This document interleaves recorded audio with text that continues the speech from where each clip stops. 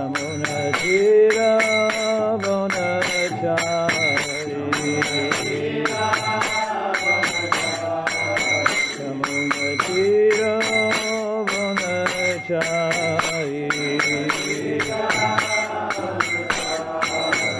Jaya Radha Madhava Kunja Vihari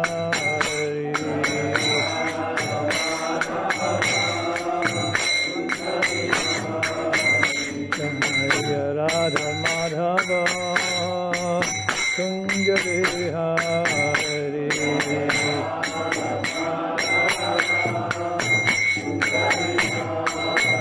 Hare Krishna Krishna Krishna Hare Hare Hare Rama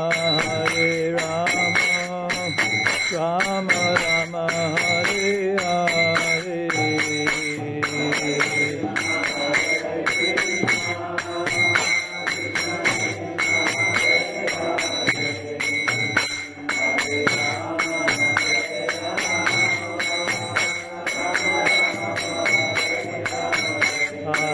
Krishna Hare Krishna Krishna Krishna Hare Hare Hare Rama Rama Rama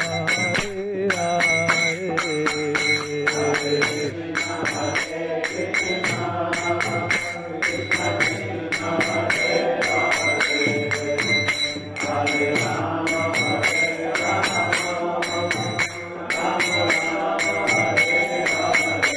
Hare Krishna Hare Krishna Krishna Krishna Hare Hare Hare Rama Rama Rama Hare Hare Hare Krishna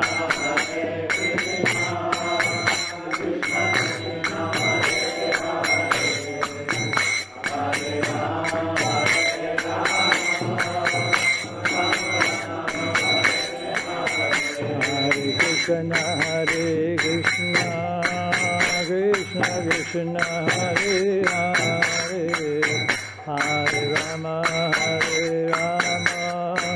Rama Rama Hare Hare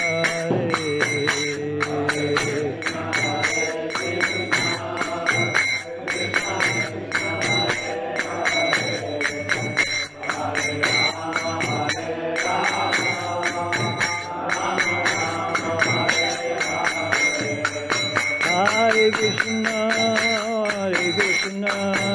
Krishna Krishna Hare Hare Hare Rama Rama Rama Hare Hare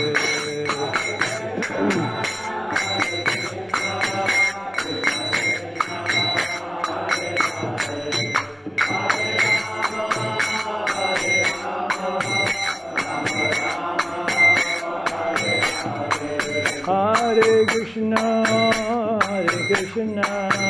Krishna Krishna Hare Hare Hare Rama Rama Rama Hare Hare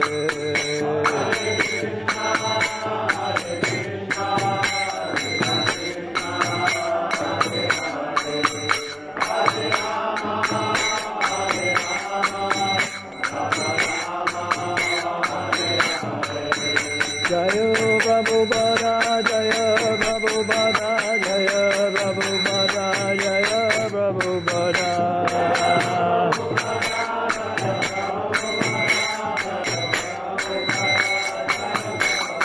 Jaya Prabhupada Jaya Prabhupada Jaya Prabhupada Jaya Prabhupada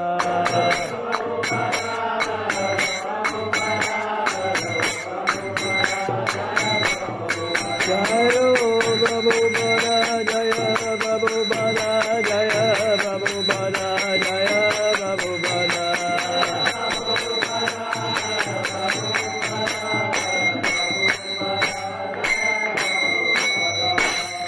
Jayam Vishnupada Paramhansa Paribrajacharya Stotara Satashi Srimad Divine Grace A.C. Bhaktivedanta Goswami Srila Prabhupada Ki Jai. Jayam Vishnupada Paramhansa Paribrajacharya Stotara Satashi Srimad Divine Grace Srila Bhakti Siddhanta Saraswati Thakur Maharaj Srila Prabhupada Ki Jai. Ananta Koti Vaishnav Vrinda Ki Jai. ISKCON founder Acharya Srila Prabhupada Ki Jai. Namacharya Srila Haridas Thakur Ki Jai. Prem Shekha Ho Shri Krishna Chaitanya Prabhu Nityananda Shri Advaita Gadadhar Shri Vasari Gaur Bhakta Vrinda Ki Jai. Shri Shri Radha Krishna Gopinath Shama Kunda Radha Kunda Giri Govardhana Ki Jai. Shri Shri Vrindavan Dhamma Ki Jai. Shri Navadvip Dhamma Ki Jai. Shri Shri Jagannath Puri Dhamma Ki Tulasi Tulsi Devi Ki Jai. Shri Shri Bhakti Devi Ki Jai. Shri Shri Ganga Maya Ki Jai. Shri Shri Jamuna Maya Ki Jai. Gaur Premanandi Hari Hari Bol Shama Veda Bhakta Vrinda Ki Jai. All glories to the assembled devotees, all glories to the assembled devotees, all glories to the assembled devotees, all glories to Shri Shri Guru and Shri Gauranga. Narayanam namaskritam naram chaivam narottamam devim saraswatyam jasam tato jayamudidayat nastaprayeshu apadeshu nityam bhagavata sevaya bhagavati tamashloker bhaktir bhavati naishtiki. A reading from the Srimad Bhagavatam, first canto, 14th chapter, 3rd verse. Kalasya chagatim rodram viparyas sartudarminaha papiyasim ninam vartam krodaloban ritatmanam.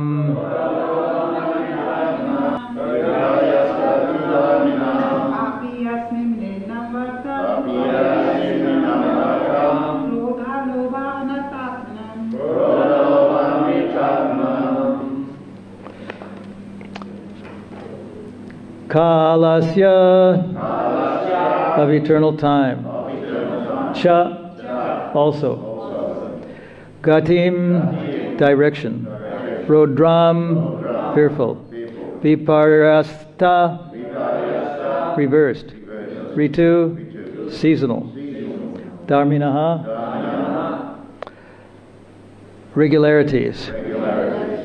Papiyasim sinful. Rinam of the human being. Vartam means of livelihood. Krodha anger. Lobha greed. Anrita falsehood. Atmanam of the people. Translation by Srila Prabhupada. He saw that the direction of eternal time had changed, and this was very fearful. There were disruptions in the seasonal regularities. The people in general had become very greedy, angry, and deceitful, and he saw that they were adopting foul means of livelihood. Repeat, he saw that the direction of eternal time had changed, and this was very fearful. There were disruptions in the seasonal regularities. The people in general had become very greedy, angry, and deceitful. And he saw that they were adopting foul means of livelihood. Purport by Srila Prabhupada. When civilization is disconnected from the loving relation of the Supreme Personality of Godhead, symptoms like changes of seasonal regulations, foul means of livelihood, greed, anger, and fraudulence become rampant. The change of seasonal regulations refers to one season's atmosphere becoming manifest in another season. For example, the rainy seasons being transferred to autumn, or the fructification of fruits and flowers from one season in another season. A godless man is invariably greedy, angry, and fraudulent. Such a man can earn his livelihood by any means, black or white.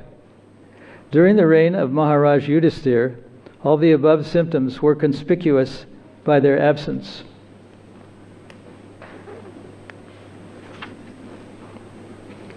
But Maharaj Yudhisthira was astonished in experience even a slight change in the godly atmosphere, to experience even a slight change in the godly atmosphere of his kingdom.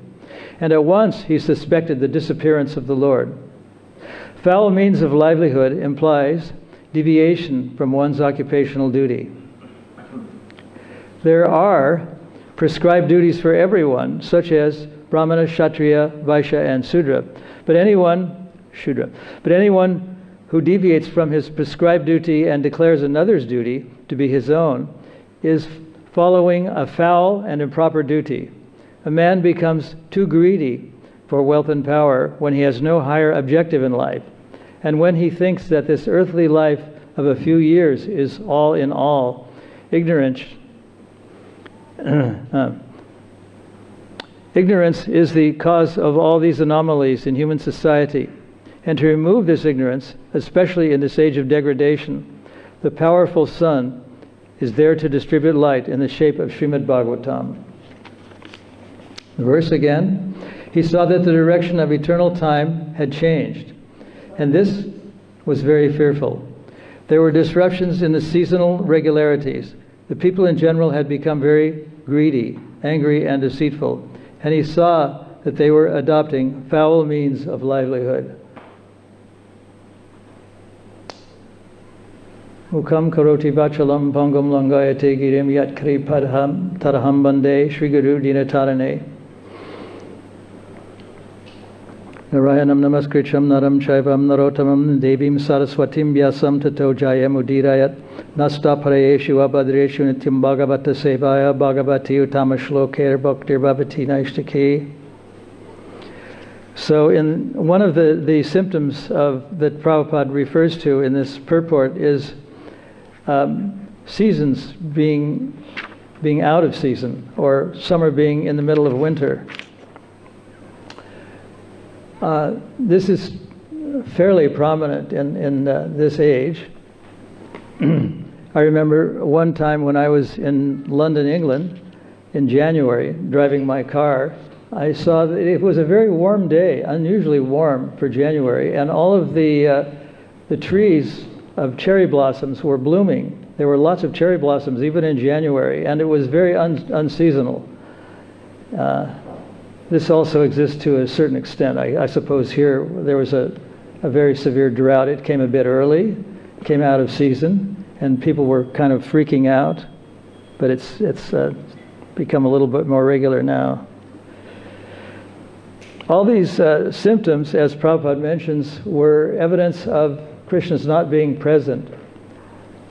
Sometime, especially later in this chapter, these symptoms border on what we call superstition, like trembling in the left part of the body, in the thighs and the eyes, and jackals vomiting blood, and all sorts of inauspicious things called omens.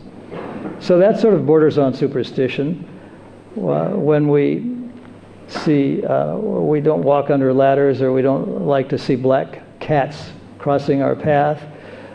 But these are in the realm of superstition, because for devotees, these things are not necessarily always happening as true evil omens. Sometimes they are, and sometimes a comet is seen as an evil omen.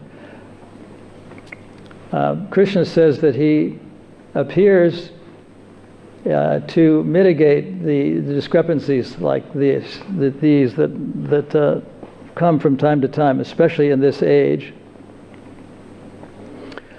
One time, Prabhupada was informed that there was a comet in the sky, and he was informed that this was an evil omen. And Prabhupada said, yes, it is an evil omen. But there are so many things that could be considered evil omens. People are constantly born of demonic qualities in this age, and we don't know who they are, but they're everywhere. They exist almost everywhere. Everyone is sort of in the quality of greatly sinful persons. I know that's a very strong word, sinful persons, but meat eating, gambling, and illicit sex and intoxication are considered sinful. Not to people in general. they get legally intoxicated with alcohol, and it's considered to be normal and ordinary, not sinful. But for a devotee who vows not to take any form of intoxication, it is sinful. Even though it's legal, it's still considered a sinful activity to be a drunkard, especially. Or even to take a few sips of wine with dinner, even that's considered to be intoxicating and sinful. So sometimes people are a bit concerned that Krishna is not appearing, even though we're living in a very sinful time. Why is Krishna not appearing? Because he does say in the Bhagavad Gita, Pritranaya sadhunam vinachaya chaduskritam, that when the burden of the earth becomes intolerably great, when there's so much sinful activity, like Yudhisthira was mentioning here, people were becoming anomalies. They were becoming very greedy and using all forms of means to get their livelihood, whether it's foul or fair, black or white. It's a deviation. So these things are very common, and they're not seen as particularly bad or sinful, but in a sense, I don't mean to sound moribund, but everything in the material world has a kind of evil feeling about it. If we look at it from the Vedic point of view, what's considered normal, illicit sex, intoxication, gambling, meat eating, are very common things. But they're, according to Maharaj Yudhisthira, they're very uncommon and sinful activities.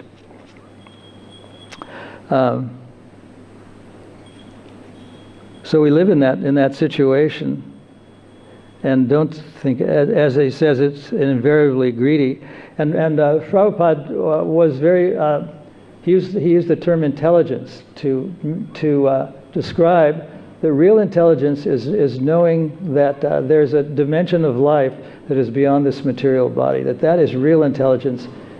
And even when he was lecturing in places of learning, revered places like Massachusetts Institute of Technology and Harvard University, he said, where is he was addressing students and asking them, where is the discipline or the class or the knowledge that there is something beyond the body? In other words, he was saying, without using these exact terms, that transmigration of the soul is a deeper sense of intelligence, and that most people don't have that intelligence. Although there was a survey done, I think it was in the USA or someplace in one of the Western countries, that something like 25% of the people believed in reincarnation. But people generally have a sort of Hollywood type of version of reincarnation. You'll always be born as a human being. You maybe were a famous person in a past life, and you're going to be a famous person in your future life, and you can be born in the same country, but maybe in a better situation. So that's a sort of like an improper sense of reincarnation. But what transmigration of the soul actually means is that we might take birth as something very unpleasant, like a hog or a dog or a cat or an alligator or a caterpillar, and have a very short and unpleasant life. Of course, it's pleasant to them. We saw that Prabhupada sometimes chuckled when he was talking about hogs, because they really like eating defecation. One devotee told me that when he first went to India, and Prabhupada was on the planet at that time, that he was in the field answering nature, and number two, and the hogs were just waiting, and they almost knocked him over to eat some of the fresh effluent or defecation that came out of his body.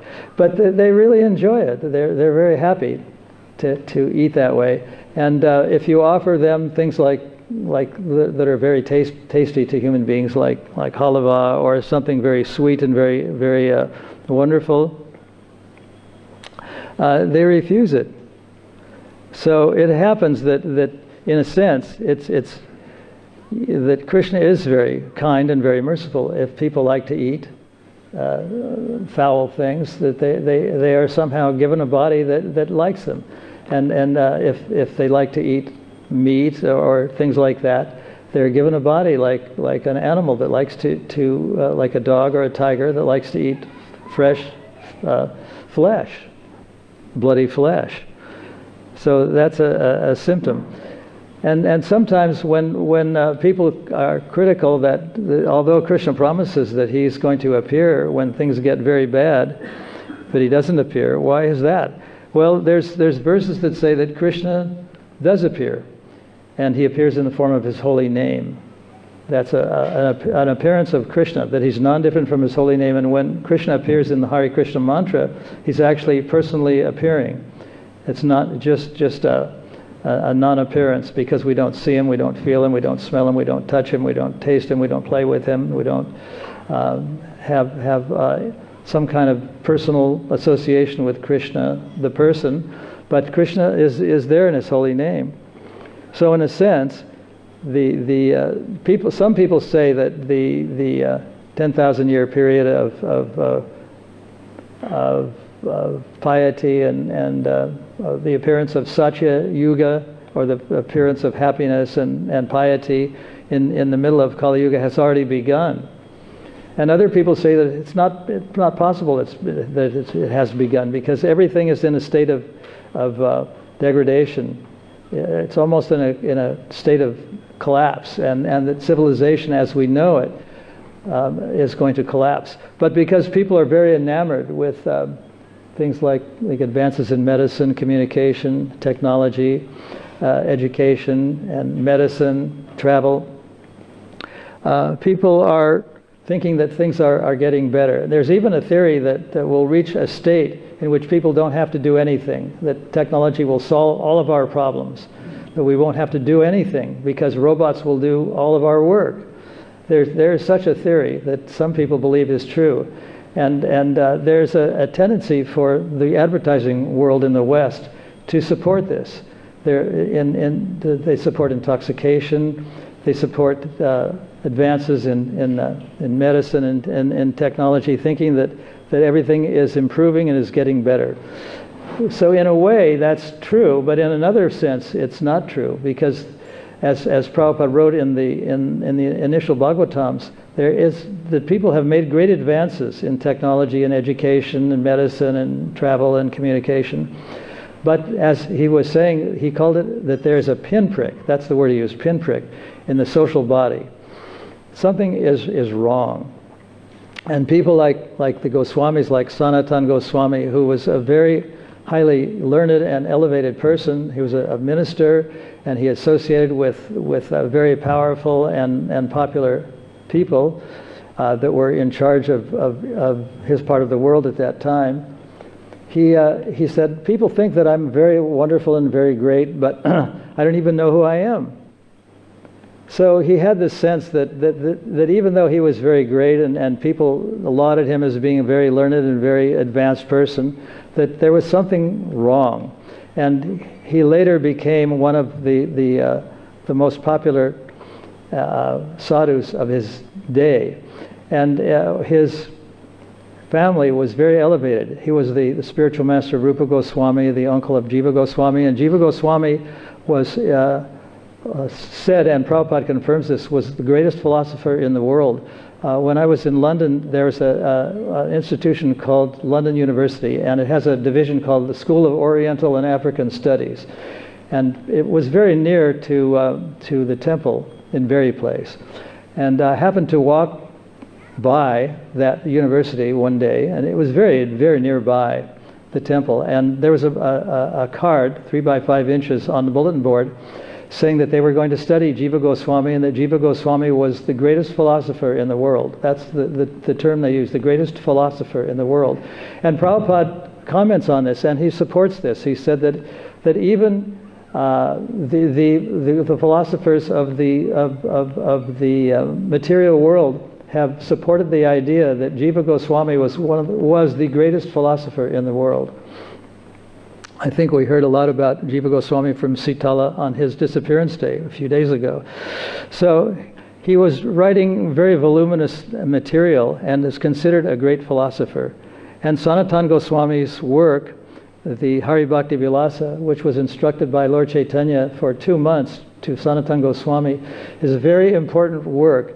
Not that we can, in the West, follow everything of the Hari Bhakti Vilas, because there's some very technical information in there that's very difficult to follow in the West. Nonetheless, it's a very thorough and it's very difficult to understand, because I don't think it was in his day. Of course, in his day there weren't very many English speakers, but I tried to read some of it in an English translation, and because there's a lot of poetry in there, it's very difficult to understand, because to understand poetry that's in another language, and it's translated by someone who doesn't know that language very thoroughly, and maybe doesn't know the translating language from Sanskrit to English, it's very difficult to understand. But nonetheless, he was a very great philosopher, and all this technical information was transmitted to him by Lord Chaitanya in Varanasi, where he continually, for I think it was 2 months, every single day for 2 months on end, cited the very technical information using a lot of very technical Sanskrit terms that we can barely remember. I mean, people like me that have a very low level of intelligence, but I mean, some people can remember it. But Sanatana Goswami apparently was able to remember enough of it to write several books.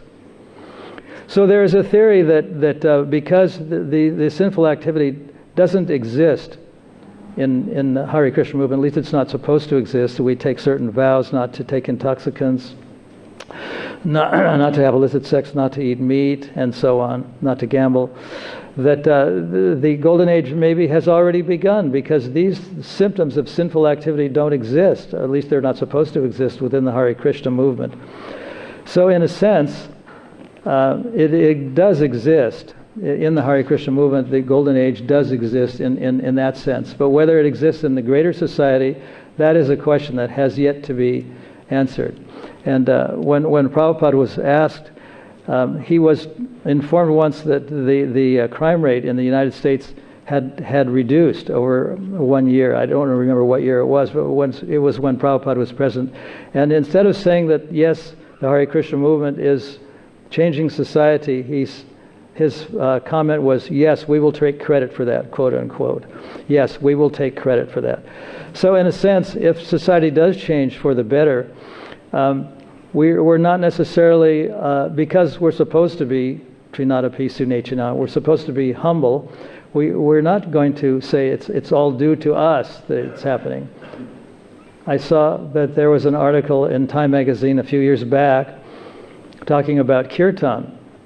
And not once, although it was a 2-page article, not once was there any mention of the Hare Krishnas or Krishna or the Hare Krishna movement, even though, in a sense, kirtan, and there was a feature, maybe not in that article, but there's a person named Kirtan Rabbi who plays a harmonium in his synagogue, and he leads people in chanting, whatever they chant. I don't know what it is, but he leads it, and then the congregation repeats what he said. So kirtan, in a sense, has become very popular.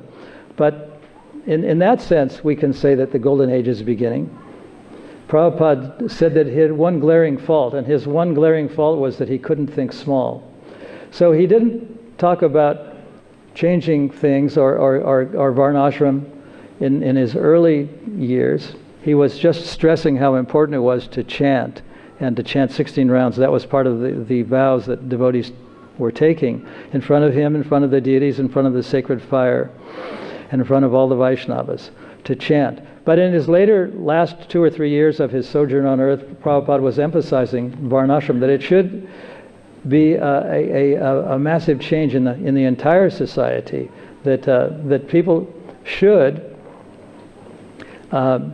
see that they're leading lives that aren't really proper, and as Raghunath Swami was saying, or I think that's his name, it was lecturing, was talking about the the changes in Mayapur about how there's it's been declared a heritage site, and that means that they can people in the residents of Mayapur can ask for grants of money from the West Bengal government, and there's approval for a superhighway to be built from Calcutta to Mayapur, and all the land that was in separate titles because devotees were battling with a very communistic and anti-Vaishnava government for many years has been rescinded. And the chief minister also rescinded the stamp duty, which amounted to, according to Bhakti Raghunath Swami, several millions of dollars. So these are indications that things can change for the better. And even though we won't take credit for these things, maybe they can happen. But if things improve in the material world, which they're unlikely to do, according to the symptoms that now exist, devotees aren't necessarily going to be credited for those. Just like the article about kirtan, there was no mention of Hare Krishna, not even once. In 2 pages of the word kirtan was used in several places as a very it's become an English word, actually, according to the Oxford English Dictionary. That kirtan is an English word. So is yuga. That's another bit of esoteric information, but it's an English word, yuga, that has been an English word, even according to the Macquarie Australian Dictionary. It's an English word. Anyways. But because devotees don't want to necessarily take credit for these advances, these changes, the improvement in things can go on and happening, and people can ascribe them to material changes. They can think, well, where the chief minister of West Bengal was very nice and very devoted. Whether that's true or not is another thing, or whether it was even being done for political reasons is another thing. But in any case, people don't like to credit the Hare Krishnas, even though we might say that that's due to the chanting of Hare Krishna. We don't like to take credit for those things because we're supposed to be Trinadapi Sunechena, humble people, and maybe they're happening. As Prabhupada said, yes, we will take credit for that. It wasn't like he wasn't saying it that this is all happening because of us. He said, okay, well, we can take credit for that. In a very sort of humble way. So I'll read the verse again. If there's any questions or comments, please have at. He saw that the direction of eternal time had changed, and this was very fearful. There were disruptions in the seasonal regularities. The people in general had become very greedy, angry, and deceitful, and he saw that they were adopting foul means of livelihood. Anyone want to say anything? Yes? The cultural revolution that began in the United States, San Francisco, in the late 60s and affected the whole planet. And at that time, Srila Prabhupada was there on the planet. So my question is, to what extent was Prabhupada's arrival on this planet and his presence at that time responsible for that whole cultural movement?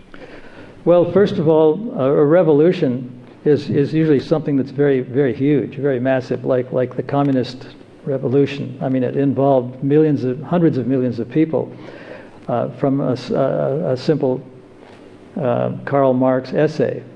That was a true revolution. So what we call a revolution, where there's maybe 1 million or 2 million people out of 8 billion people that think that we're right, isn't exactly a revolution.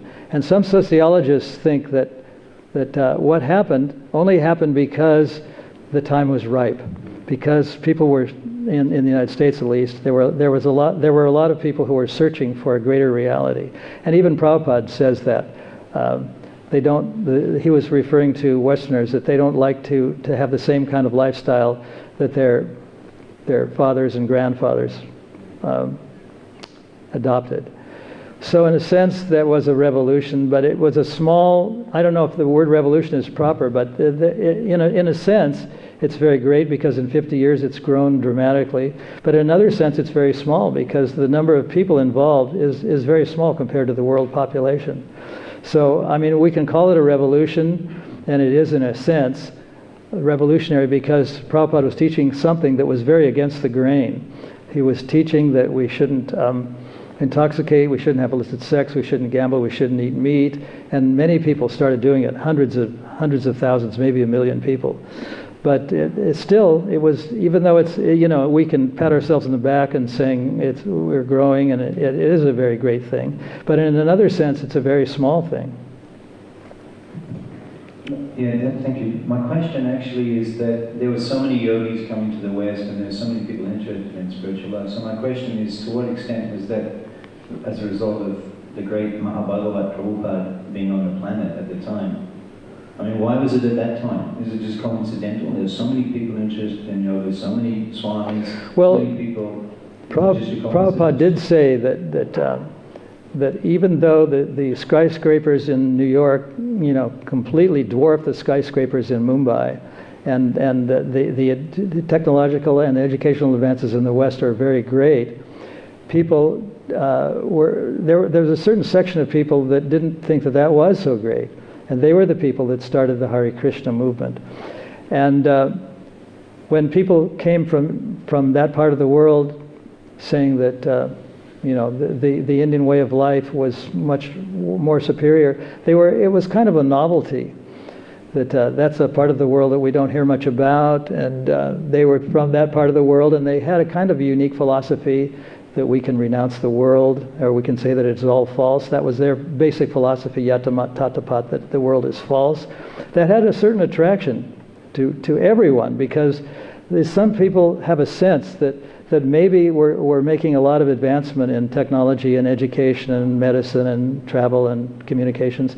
But when they hear that there's another type of way of looking at things, they're very interested in that. And it doesn't seem like that was because of Prabhupada, but it was there despite his, and a lot of it happened even before he arrived in the West. So whether he was responsible for it or not is kind of like a moot question. I don't personally know. I just think that a lot of there was a certain section that has always been there in the U.S. society that thinks that there's something that's going on that's not right about so-called advances. Anyway, that's what I think. Any other comments? Yes?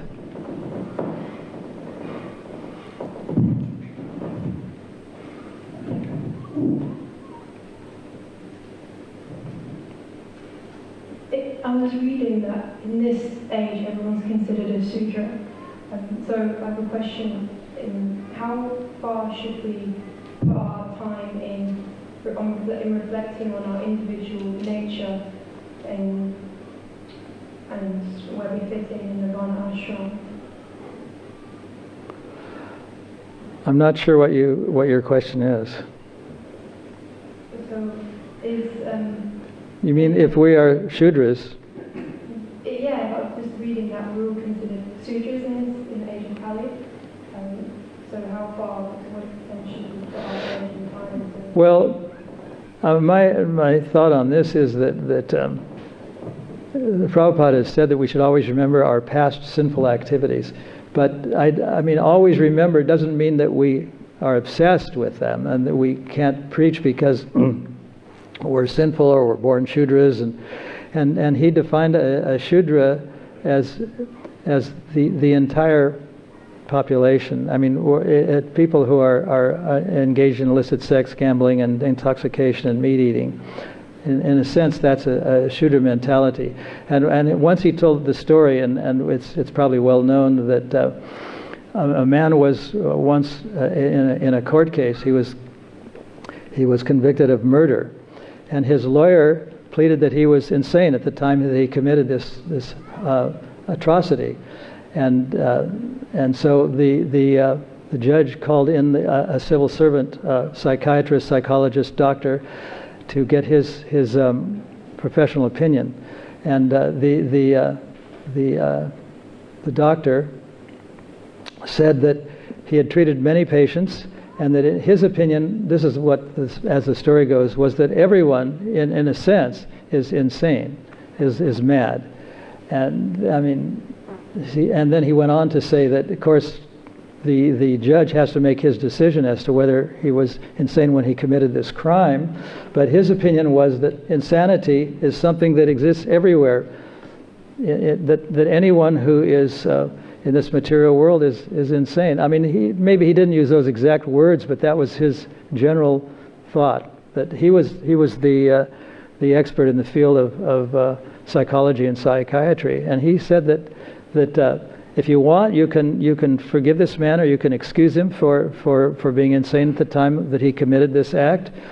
But in my opinion, he should be. I mean, he didn't say. I don't know what he said in his exact words, but it was that everyone, if everyone is, can be considered to be mad, then he should be punished. And it even happens today. I mean, maybe people are in the courtrooms are extra liberal, but people who are murderers or attempted murderers are put in prison for a few years and then they're let go. I mean, it happens. So as far as we're concerned, because we have vowed not to eat meat or take intoxication. Or have illicit sex or gamble, we have a bit of a superiority complex, which is not in keeping with the humility which is instructed for all devotees. But in another sense, because we have to preach, we have to have a little bit of sense that this is the right course to take, because intoxication, for example, is a sinful activity. I mean, it seems like kind of innocent to take a few sips of wine during dinner, but it's actually it takes us into another dimension, and we regard it as being sinful. The same with the other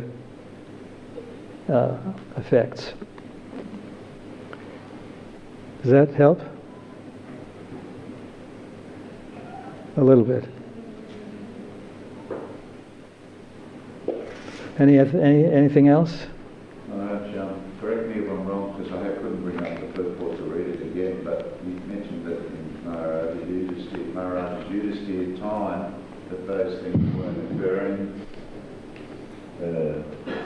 those foul activities and the manifestation symptoms of those things. But it would seem that, one question is that they did occur because there was warring factions, and it seemed like that the Kshatriyas, for example, did enjoy a little intoxication, perhaps. I'm not sure of these things, so I'm asking you, can you clarify that? I think that what Maharaj Yudhisthira was observing was a sea change in the general people, where something like 80% of the population is technically a Sudra population in an ideal society, and Kshatriyas are a very small, 5 or 10% of the population, who are allowed to have meat, to kill animals, and so on. But Prabhupada says in the purport that a man becomes too greedy. Now, where is it? I'm looking for this particular passage where he talks about. Second last sentence. Pardon? Second last sentence. Ignorance is the cause for all these anomalies. Oh, I see. A man becomes too greedy for wealth and power, and has no higher objective in life when he thinks that this earthly life is life of a few years is all in all. So that's the main thing he noticed, that people were not believing that there's anything after this life. And even great poets have said that there's nothing after this life. I mean, great Western poets in the modern age have opined that. So even though they're great from a literary point of view, they're not so great because they don't have a sense that there is transmigration, or that they're not the body.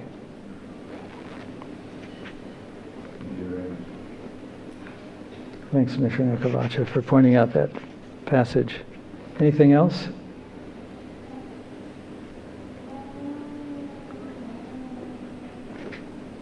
Hare Krishna. Thank you very much.